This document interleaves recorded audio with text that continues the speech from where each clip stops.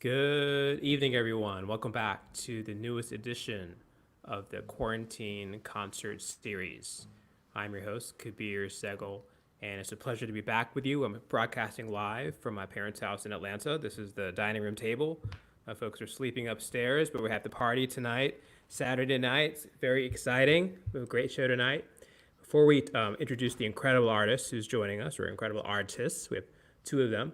I wanted to put out a few points of why we're doing this. We're all living through a national emergency, an international emergency, and it's very concerning to me what's happening. And a lot of people have lost their gigs, have lost their way of life, have lost really their performance opportunities. So we started this concert series. I think this is show number 24. We've done this every single night at 10 p.m. Eastern. On the weekends, we're doing two shows, 3 p.m. Eastern and 10 p.m. Eastern. So we're trying to be consistent and be really a place where artists can come and we can put the spotlight back where it belongs, on the music and the beautiful people and virtuosic artists that are joining us every time we're broadcasting. So thank you for tuning in and supporting the artists. Number two, I just want to say, where are we broadcasting? We're broadcasting everywhere, on Facebook, on the Twitters, on the Instagram cracker, and LinkedIn. I want to thank our partners at LinkedIn and Facebook for partnering with us on this broadcast and turning it into premium content. We really appreciate you supporting live music. It really matters, and I think people are really responding to this. We're starting to see just incredible support for this show, both on the artists who want to join. You can see all the archive of musicians who've joined us now. If you're an artist who wants to join the show, please let me know via Instagram or Twitter, or really any Facebook. We have a waiting list of about 40 artists. We're trying to get through that as swiftly as possible. Thanks for your patience as we move through. And in addition, if you're tuning in, you can check us out on, as mentioned, all those platforms. Please subscribe as well so you get notified. We're starting to see about 50,000 people per episode now tune in. So we really appreciate your support and for tuning in. But don't just tune in, support the artists if you can, buy their album, stream them on Spotify. And hopefully this is a place where you're going to discover new people, incredible artists, and become lifelong fans. So with that, I want to introduce the incredible artist we have tonight. I learned about her a few years ago now. And when I first heard her music, I was like, who is that? Such incredible phrasing and craft and composition and performance. And she's really she's also a very kind individual. So I really enjoyed getting to know her over the years, and we catch up every once in a while. And one of the reasons I like putting on, I've enjoyed putting on the show is it's sort of a way to check in with my friends and see how they're doing. So I want to introduce you to my friend. I'm very excited. I know many of you know who she is, but if you're just discovering her for the first time, you're really in for a treat. Welcome to the show, Sarah Partridge. Kabir, hey, how are you? I'm good. Welcome. Where are you tonight? Where are you broadcasting from? New Jersey, my home in New Jersey. Northern Gotcha. New Jersey, yeah. I get cool. And who are you with? I am with the wonderful good friend and colleague, Matt King. As you can see, this is Matt King, and we are being very responsible. I had a few people ask me, why are you doing this? We're not really supposed to be doing this. And Matt and I had a just long discussion about a week ago, and we both went through our history of the last few weeks, and we both felt like if we could really do this and be very safe and very cautious and responsible. You can see he's wearing a mask. You can take it off and smile, Matt. No Matt kissing. King, everybody. No kissing. No kissing No tonight. kissing. Yeah. And I'm 6 feet from him and facing the screen, so I feel like we're being responsible. Well, I gotta say, we've had a couple of duets on the broadcast, and those people are usually living together. And I think Right. this is one of the first times someone has invited someone else inside. And so this is really a profile of courage. Sarah is risking her health. Not a big risk. As is Matt. Yeah, exactly. So profile of courage, the first profile of courage. Hopefully this is a model of things to come that, we'll be getting back to hanging out with our friends and fellow musicians right. in the coming weeks. So tell me, how has the pandemic affected you professionally? Have you had to cancel many gigs? I have. It's not been a good thing at all. I had a big tour coming up. I was going to leave for the South, down where you are, on April 15th. and be gone for 2 weeks till the end of the month. And I was going through Atlanta and Charleston and Athens, Georgia, and Greensboro, North Carolina, and Greenville, and it's all gone, and hopefully postponed. But it takes so long to set these tours up, and I do it pretty much for myself. And so it's frustrating. And it's frustrating on the other end for the club owners. I feel so bad because many of them are jazz clubs or small concert listening rooms. I worry about whether they're going to be there or not when this whole thing, when we come out of it. Where were you scheduled to perform in Atlanta? A wonderful little listening room, highly regarded, called the Velvet Note. One of my favorite clubs in this country to perform in. It's just lovely. Do you know it? I know it well, yeah. Not too far from here. Yeah. So maybe we can make up for it. It's not going to replicate it, but you have an Atlanta connection here. You're always welcome. Thank you. I'm excited to see you perform live when you do come to the Velvet Room and Alpharetta, Georgia. So what would you like to begin your performance with tonight? We are going to start with the first song I ever wrote. I just felt like doing it tonight. It's off my album, You Are There, Songs for My Father. Just a slight introduction to it. My dad introduced me to this music. He wasn't a musician, but he was a great lover of jazz, and particularly the chick singers. So I kind of learned the craft from listening and from his enthusiasm throughout my life. And when he passed, I decided I wanted to kind of do an album that was a tribute to him, where I would sing some of his favorite songs, some songs that I know he wanted to have heard me sing. And at the end of recording, I think, 10 songs or so, I thought something's missing. And I thought I really need something super personal for him. So the story goes that I looked at Horace Silver's composition of Song for My Father, and I thought maybe I could write some lyrics. So I contacted them through the web, and they said no. But you know what? I'm really glad they said no, because, one door closes and another opens. I wrote my first song. I just, got the courage to say, okay, I'm going to write a tune and I'm going to write lyrics, and I don't know if it's going to be any good, but it ended up on the album, and I'm fairly proud of it. It came out easily because it was about my father. So it's called Dancing in My Mind.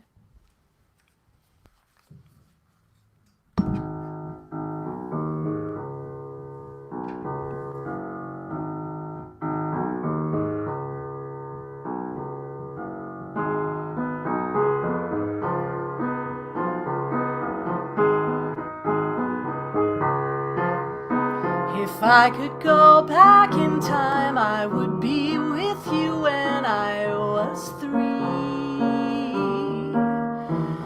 You would laugh and sing with me. Then I would ride like the wind to grow up and be there by your side. Your eyes would smile at me with pride. You were the one I knew would take me by the hand, and I'd be dancing in my mind. You were the one I knew would take me by the hand, and I'd be dancing in my mind. If I could go back in time, I would sing you the song I am now, the one that tells you what I know, and it would ring in your ears till the day that we meet up again, and you would laugh and dry your tears. You were the one I knew would take me by the hand, and I'd be dancing in my mind.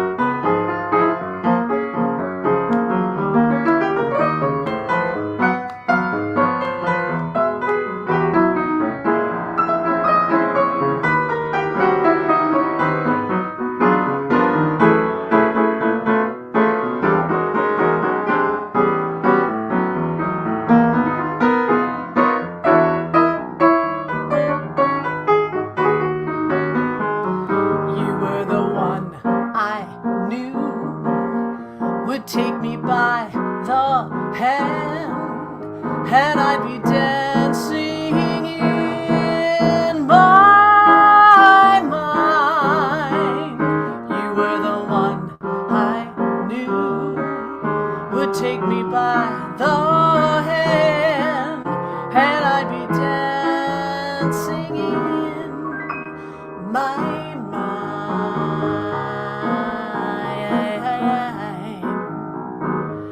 Ya-da-da-da, hey-ba-day.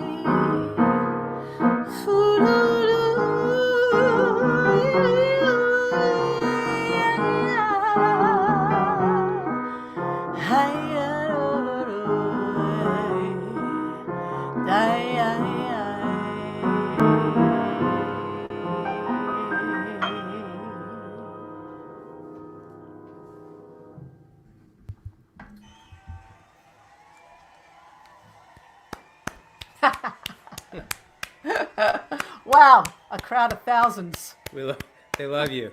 All right, we go. That was great. Thank you. I was grooving back here. Cool. I like the I really like this album, and I was listening to it earlier today as well. Is that your father on the cover of the album? It is. That's me and my dad. It's a beautiful cover. Thank you. There it is. Where's that picture taken? That was taken in Nassau, the Bahamas, when I think I was about 4 there. Yeah. Yeah. Oh, my handsome dad. I miss him. Yeah, I hear you. Tell me about the songs. Walk me through the songs on the record. I know you just sang sort of one of the feature tracks, but You and I, My Buddy, how did you think about putting together the repertoire for the project? Well, again, these were some of the songs that he loved. For instance, You and I, that's a Stevie Wonder tune.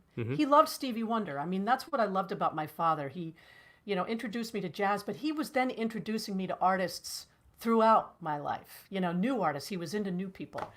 My Buddy was one of his favorite songs. He loved My Fair Lady, and he introduced me to that musical, so Wouldn't It Be Lovely, or Loverly is on that. Stormy Monday Blues is something that I just wanted to give to him. He wasn't a real blues guy, and I always tried to get him into some blues. So this one I didn't do as a classic blues. It's kind of like a samba blues, and that was kind of my little, joke on him. Lullaby of Birdland, favorite of his. And then I wrote Dancing in My Mind, and there were others, so... Did you find that people, when you played this music, did you find people coming to you and talking about their fathers and telling their stories? Did it resonate with people in that way? Very much so. I did a 2-week show at what used to be the Oak Room at the Algonquin in New York, and they always wanted a theme, and so this album came out, and I did an evening of this. And that's a very intimate room as well, and I would look at people, and they'd be crying, and it was not really because of me and my singing, I think, because they were relating to the stories I was telling about my father and thinking about their own fathers. And then people would greet me after the show and really just tell me stories about their fathers. So that was a really cool thing about making this album. It went beyond my relationship with my father into affecting other people. Yeah, it's such a special thing to do, to honor your relatives. And I feel when you do things that are sort of about people in your life, your family members, it makes it even more profound and obviously personal. Absolutely. Yeah. Absolutely. Every song has an extra something to it because there's a real reason for singing it. Totally. Well, that sounds great. I think also I noticed it was re-released in 2017. Is that an extended version? Did you re-release it? No, I don't know what that is, Okay. to tell you the truth. I have absolutely no idea. The label that's in Germany, it has something to do with that. I don't know if it's a mistake or what. So no, there's no extended version. Okay, gotcha. This is the pull on Spotify, but in any case, it's the same album, so please check it out for those of you watching at home. And if you have a question, we have over 300 people watching right now. If you have a question, ask Sarah, and I will try to ask her, and she'll opine. What would you like to play next? I did an album. The last album I did was called Bright Lights and Promises, Redefining Janis Ian. And as some of you may know, Janis Ian is a prolific writer, songwriter, and performer. And she had a big hit in 76, I think, 1976, at 17. Anyway, long story short, I wanted to do a project that took a repertoire out of my genre and put it into my genre. And the more I met Janis Ian, kind of how I met you, Kabir, through the Recording Academy. And I started looking into the depth of her work and realized, oh my goodness, she's got such a large body of work. And a lot of it early on in her life when she was very young was steeped in jazz. So, long story short again, Janice and I connected and I told her that I was thinking of doing this. And she said, well, to tell you the truth, I'd like to be involved because frankly, I am not dead. I'm still alive. And it started a great and wonderful friendship. And we actually ended up writing 2 songs together for this album. I went down to Nashville and wrote with her. So it was a really special experience. So this song is called Silly Habits. And Silly Habits was a tune that she wrote that was very much sort of jazz. And the record label at the time said, you know, nobody really wants to hear jazz, Janice, and nobody wants to hear you sing it. And she just kind of went, I don't care, I'm doing it anyway. And she had the last laugh, really, because Mel Torme got a hold of it and heard it and said, I think we should do a duet, which they did, which is wonderful. You should check it out on YouTube. And it was nominated for a Grammy, that song, that year. It didn't win, but I thought, yeah, she did have the last laugh. So this is a fun tune. I do it a lot faster. What she does in it, she starts very slow and somber and then gets fast. I'm going to swing the whole thing.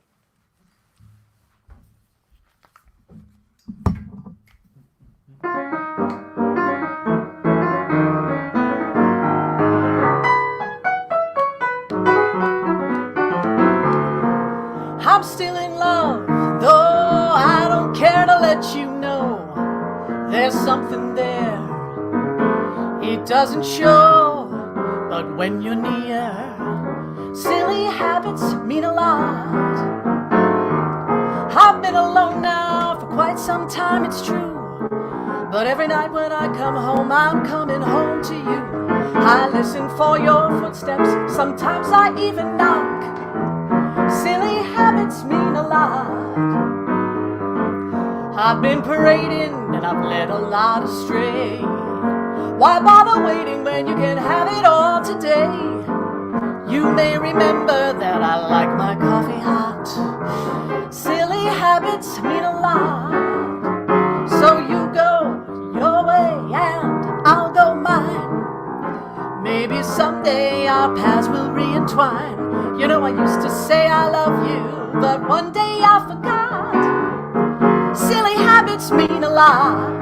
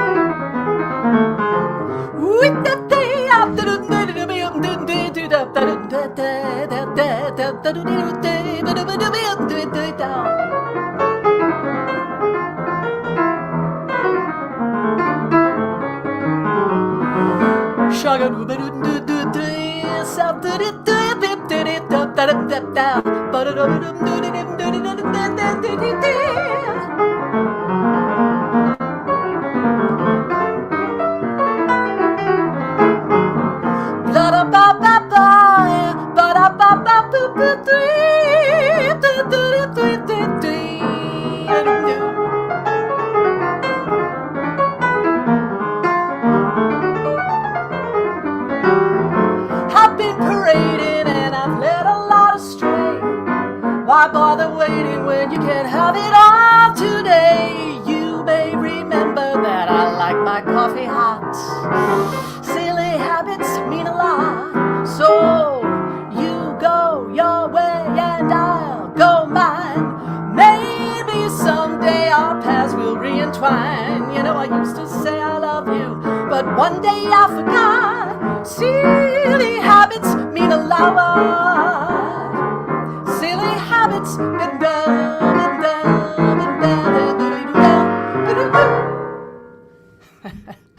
Yeah, Matt.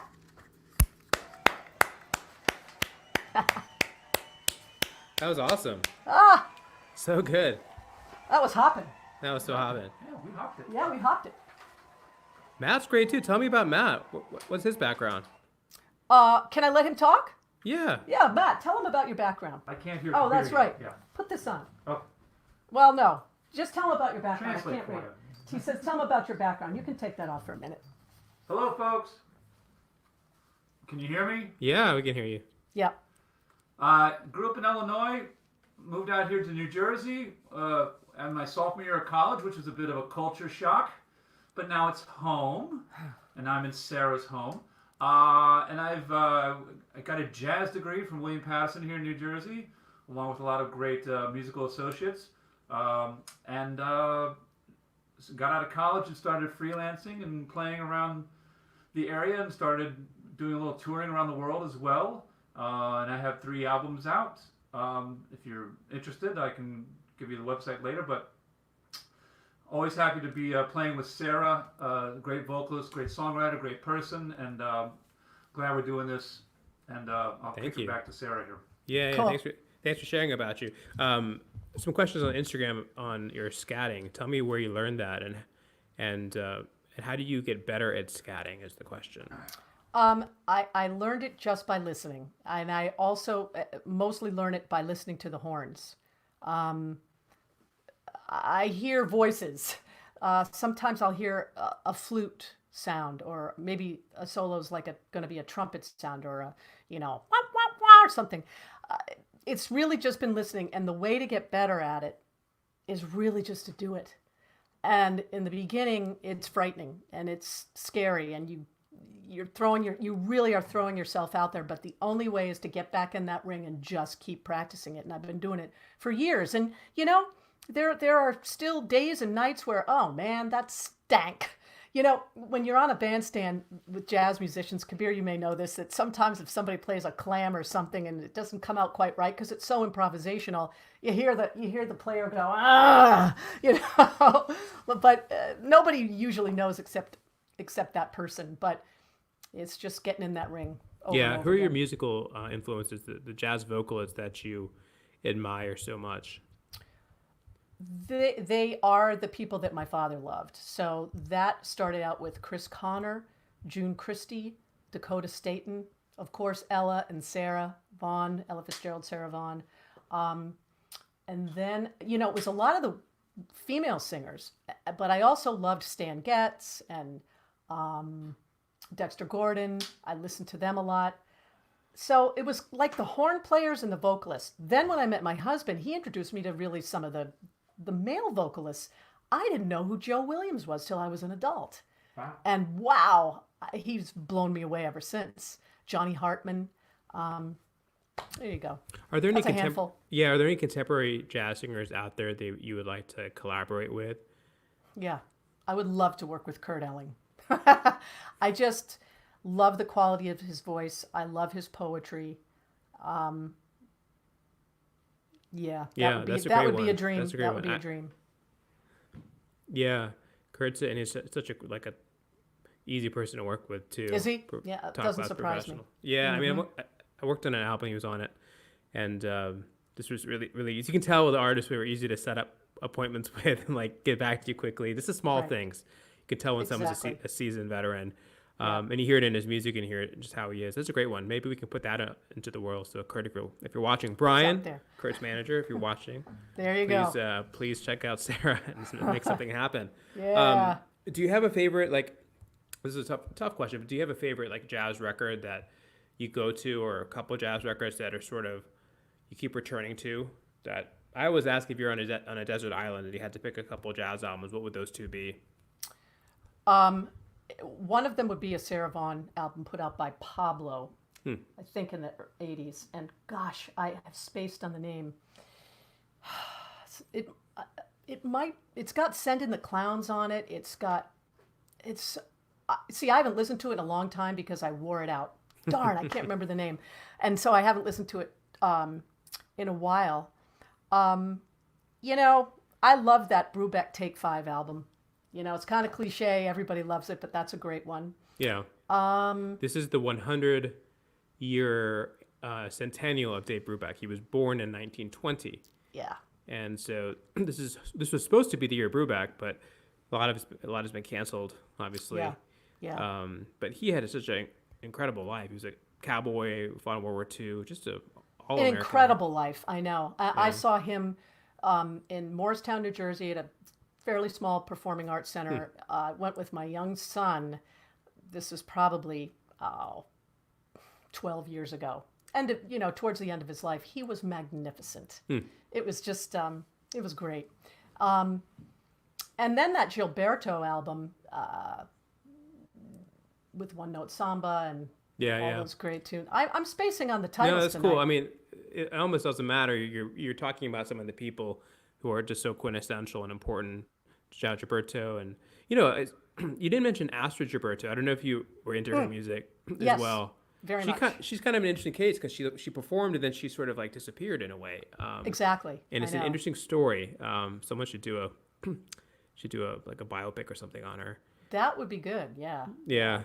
What would Hey, you like do you know Irene Krell? I know of. Yeah. I found her later too.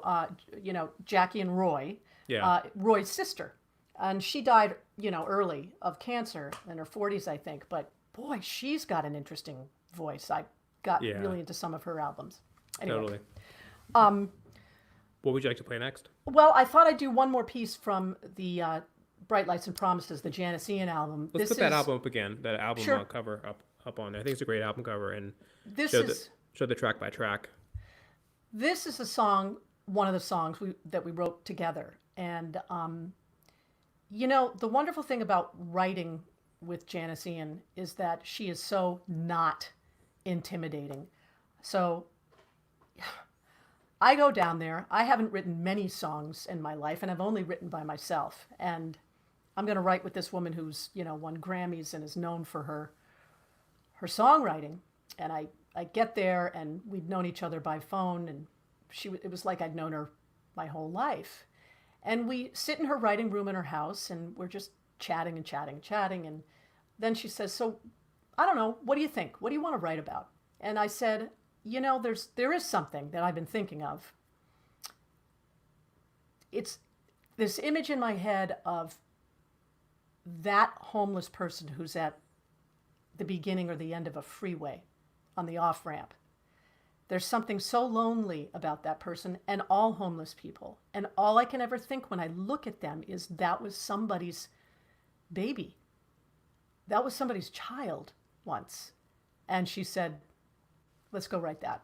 And we did. By the end of the day, it was done. Wow. So this is somebody's child. Give me a tempo song. Okay.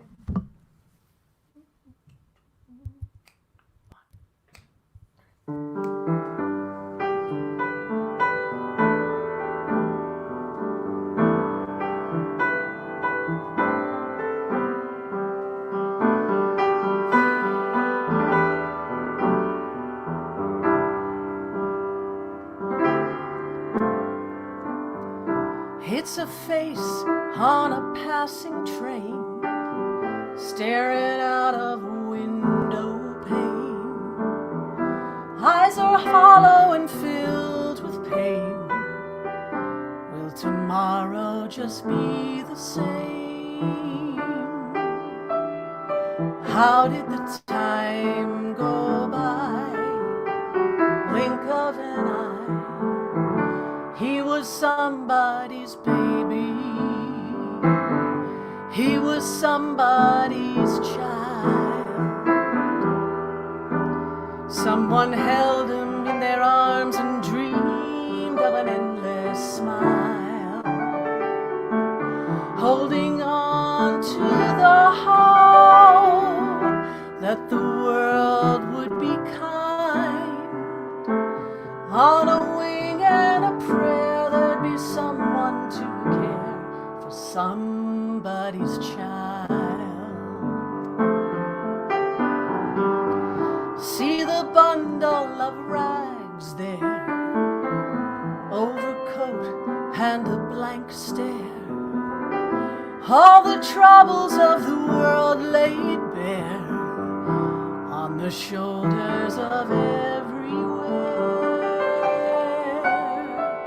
Think of the years gone by, blink of an eye. She was somebody's baby.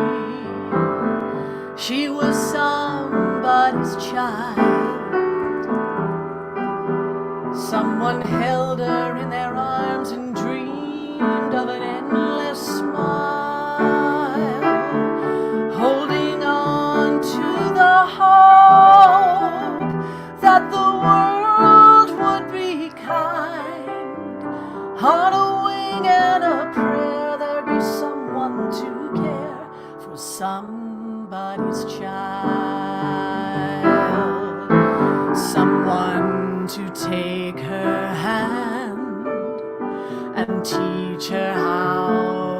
understand, someone to love her very soul and keep it whole. He was somebody's baby, she was somebody's child. Someone held him in their arms and dreamed of an endless smile, holding on to the hope that the world would be kind. On a wing and a prayer, there'd be someone to care for somebody's child.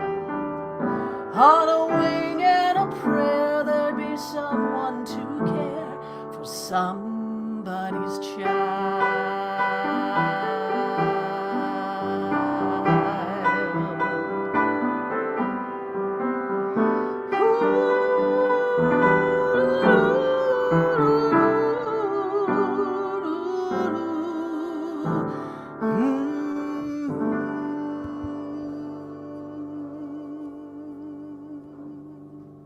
Yeah.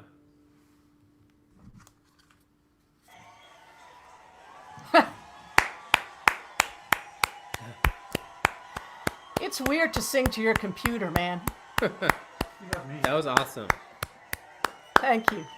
That was awesome. Really, really good. And really moving. Just the whole like concept of the song had me like reaching for a tissue. I'm not kidding. I was like getting kind of emotional because you think about the empathy you're showing in that song and your perspective of like trying to find the beauty in people. Right. And it's so important that, you know, distance is not good. Distance makes us like forget the humanity, and like we need music to bring us back together and share that, you know, we're all in this together, and especially in a time like this. Absolutely. A song like this, I think, is important in that we really do have to think about people who are really, really unfortunate in our world right now, and there are so many of them. And again, to go back to the fact that they were once an innocent little thing, and I don't know what's happened to them along their life, but they deserve dignity. Yeah. You know? Such a well-written song too. Like the concept. That's what I really love about your music. You have a concept and then you sort of manifest it in such a beautiful and lyrical way. Thank you. You can see Rodney Marsh here. Great song for humanity. Peter Lentz, applause. A lot of great. Question for Matt here. Broad question. Wonderful music and conversation, Sarah. Any tips for people who want to learn more about the jazz genre in general? In general, yeah. You know, if you really don't know much, our technology is so wonderful right now that you can, you know, Google and YouTube so many wonderful resources to go back to the basics. The basics meaning the turn of the last century, and learn about the blues and, you know, discover the people who really started this music. Because I think it's important to know all, not just the Great American Songbook, but and beyond, because jazz is changing. It's evolving, and that's a really good thing. But we can't forget our roots, and so I think it's really important to educate kids on what jazz is and where it started. So it's easy to find now. I mean, thank goodness, but not everybody is looking for it. So I appreciate a question like that if somebody wants to delve in and learn about all those great musicians. Yeah. We talked about your collaboration with Janice Ian. You've collaborated with... Start with Louis Armstrong. Say it again? Start with Louis Armstrong. Can't go wrong. Again, Matt said start with Louis Armstrong. You know, Good place to start start. there, and it just blossoms. Yeah. Yeah, totally. Good place Sorry, to start. what were you saying, Kabir? I was saying, you know, you work with Janice Ian. You've worked with all kinds of people. I thought intriguing in your bios, you were in risky business. Tell us about how that came about and being with Tom Cruise. Well, I was a theater major in college, so I wanted to be an actress, and I did in fact act. I lived in Los Angeles for 10 years and actually made a living some years. But Risky Business was literally my first job out of college. They actually came to Northwestern in Chicago, where I was, and auditioned people for the film. And Chicago was a real hotbed of movies at that time. And I was a senior and I auditioned. And I remember getting a call back, but my agent was really upset with me because I wasn't paying attention to my voice messages, and I almost missed out on it. So yeah, this was the first role that I ever got professionally. And I'll never forget meeting Tom Cruise. They invited us all to the set to have lunch, and he walked up to me with that smile and said, and he called me by my character's name, which was Kessler, and he said, "Kessler, Joel." And he was like, and I just went, it was an instant crush. I just loved this guy. And in fact, we went out on a few dates, and he was such a gentleman. He took me to my first sushi dinner. He came to see me in a play that I was doing in Chicago at the time. A really nice guy. It was a wonderful experience meeting Bronson Pinchot and Raphael Sabarge, who are in that picture there. Here's the cool thing. There was a 30th anniversary reunion showing out in California. Mm-hmm. And as you know, it's just become a really popular cult sort of film. And one thing Paul Brickman, the writer-director, said was, this was a first for all of us. It was his first film, John Avnet's producer's first film. Wasn't quite Tom Cruise's, but he wasn't known yet. All of us, it was the first experience, and it became this huge thing. And that, when I saw Rebecca De Mornay at this thing, I didn't expect her to be that friendly, but everybody was just collectively in this really cool situation together. Mm-hmm. It was a first for her too. So, wow. Yeah, so it was cool. Have you acted more? Have you? I know you have. I know the answer to the question, but what? Tell us about your acting career since. Well, I haven't acted in 20 years, really, seriously. But there was a good 15 years where I did. I did a lot of episodic television. I did some smaller roles in movies. I did a lot of plays. But something that I really made a living on was doing voiceovers. I was the voice of a couple of really popular cartoon series back in the 80s. One being the first generation of My Little Pony. Mm-hmm. And Defenders of the Earth. I was a superhero, and that was probably the most fun I ever had. Talk about going to work, having a short day, not having to wear makeup, and just getting paid for it. Yeah. It was great. It was Question great. On Instagram asking, who's your favorite superhero? My favorite superhero. I was a comic book reader, so I think it was Superman. I really do. I loved the Superman comics. Loved him. Got it. And I collected them for a long time when I was young. Awesome. Superman, and her music is our kryptonite. It's our weakness. That's right. What are you going to sing for us next? Well, the tour that was canceled, that I told you about earlier, was really, called Honoring Ella. So it was a tribute to Ella Fitzgerald. And I was kind of woodshedding it here in New Jersey at a great club called Shanghai Jazz. And Matt and I did beginning of last month, right? Yeah. And it was fun. It worked out well. So I just thought I'd take one of the songs. Here's what I did. I thought, sorry, I'm caught in a wire here. How do you tribute her? What can I do that's different? So I honed in on the songbook recordings, which were, Cole Porter, Irving Berlin. She did all these songbooks. Harold Arlen, Cole Porter, all of them. And I picked 2 from each album. There were 6, I believe. So this one I'm going to sing is from the Duke Ellington songbook. And I'm a big fan of Ellington. I love his bluesiness. This is called I Ain't Got Nothing But the Blues. Kind of a good song for our times right now.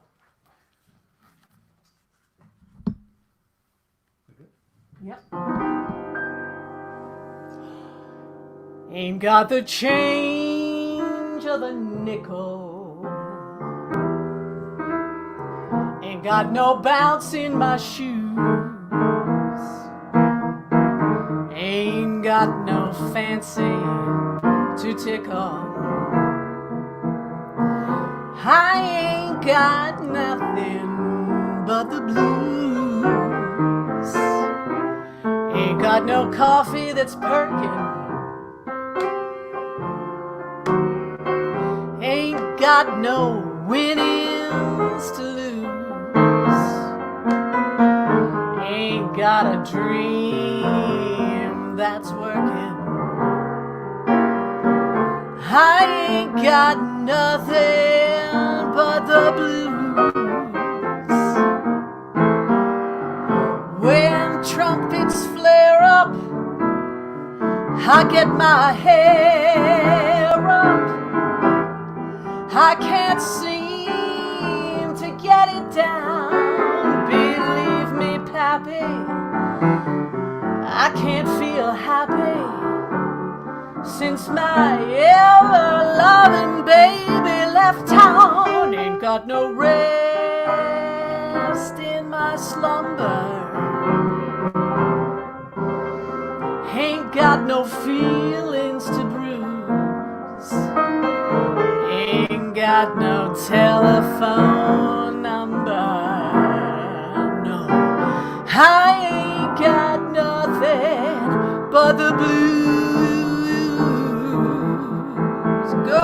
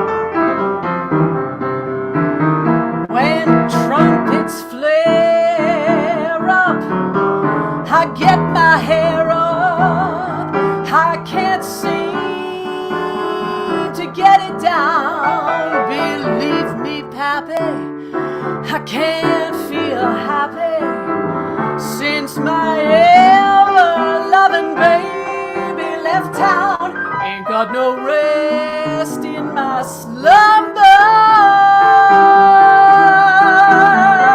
Ain't got no feelings to bruise.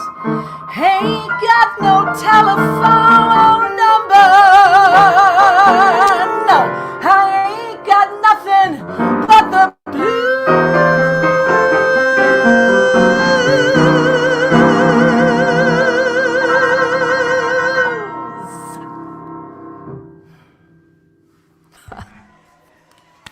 Quarantine. Well, I feel better. Yeah.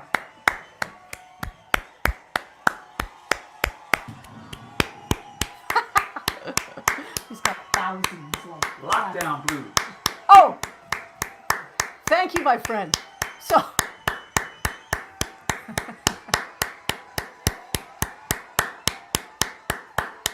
You have to bow. oh, There you go. That was brilliant.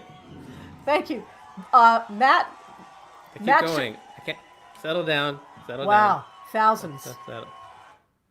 There we go. Matt just called it the lockdown blues. I like that. Yeah. Yeah. Do you think good. that it's interesting you mentioned that the lockdown blues? Do you think that you'll write any material inspired by what we're going through right now, or have you started to write material? Well, Kabir, it's a good question because I would like to, but my friend, you are the one who suggested that I'm doing the project that I am doing now, and I've been writing heavily for that. However, doesn't mean I couldn't write something about what's going on now. I think that's a great idea. I've been so locked into this new project that Tell us about the new project. I want an update too, so let's tell the world. All right, we might as well. So, as you know, but I'll tell everybody that we were talking probably about a year and a half ago. This one has taken a while to do. And you're a great idea guy. You came up with some great ideas. And this one was, well, I know you like doing sort of things that have to do with social justice and empowering women. And I know your project with Karen Allison about the suffragettes was really powerful. And you said, what about women in STEM? Science, technology, engineering, and mathematics. And I went, really? I was thinking, and then you said just go read about, and I was flooded with the amount of incredible women out there who are the unsung heroes, and been so since like, the 1800s and earlier, even up until now. So this project is coming along. I'm funding it at this moment, and had enough funds to record 3 of the songs a month ago, just before everything shut down. But basically, the working title is Portraits of Wisdom, and each song tells a story in some way of who a particular woman in the STEM fields is. I have a couple doctors, a climate scientist. I'm blanking. Oh, one right here. Courage is a Woman is a song about Esther Pohl Lovejoy, who I believe everybody should know about.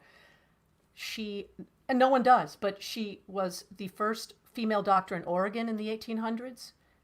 And then she went on to get the vote in the state of Oregon.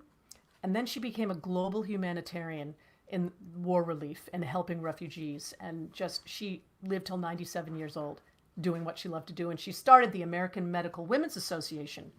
And they commissioned me to write this song about her. And I was able to sing it at their gala last July.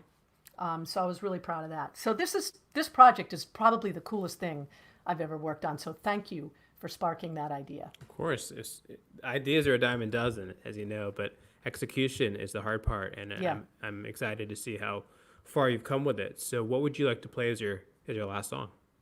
Well, in keeping with, let's see, I got a couple. We could do an improv blues. I'm going to let you choose, Kabir. Or we could do a Jobim tune, a very mellow sort of one called Meditation. That seems like it's right on message for what Meditation? We're going through. Yeah. Let's do it. All right. Antonio Carlos Jobim.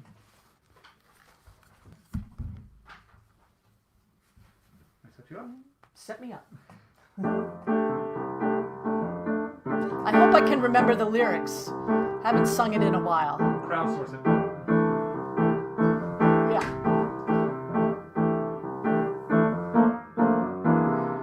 In my loneliness, while you're gone and I'm all by myself, and I need your caress.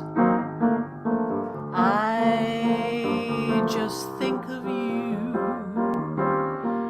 and the thought of you having me near makes my loneliness soon disappear.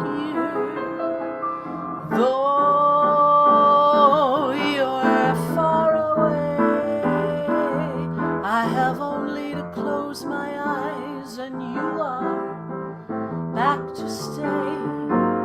I just close my eyes, and the sadness that loneliness brings soon is gone, and this heart starts to sing.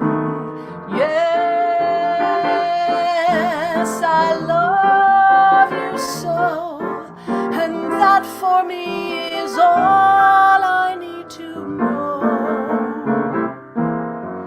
I will wait for you till the sun falls from out of the sky, for what else can I do? I will wait for you, meditating how sweet life will be when you come back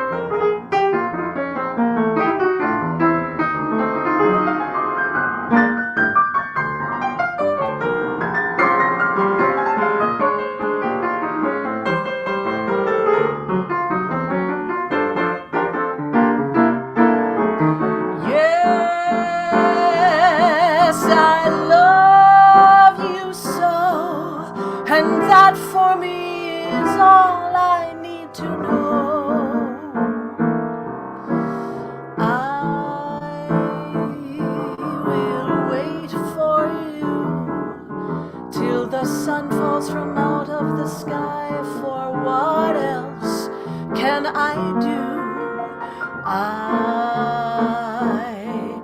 will wait for you, meditating how sweet life will be when you come back to me.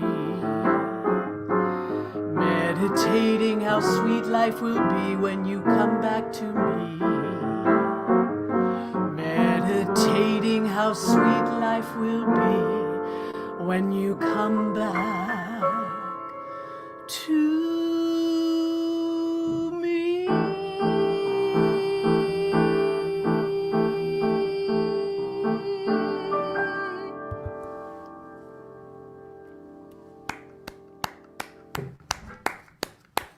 Matt King, everybody. Take a bow, Yeah, Matt. Matt. The man in the mask. The man in the Sarah mask.